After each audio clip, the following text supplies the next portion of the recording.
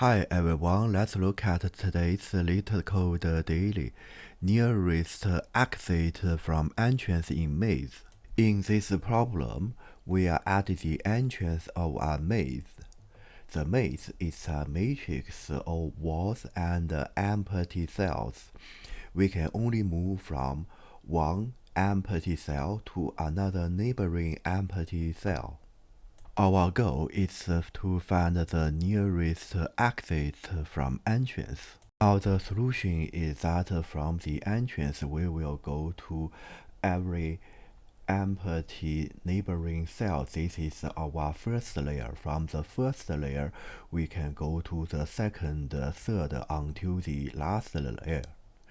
If we successfully find one of the exits in the middle, then we will return the distance immediately. Now from the entrance, we'll go to the first layer, then the second layer until the last layer, and we successfully find the exit in the first layer, so we'll return 1, and we will not go to the second layer. This is the code. The trick is that we will make a visited cell or wall so that we will not visit it a second time. If you like this video, please give me a thumb up. Thank you.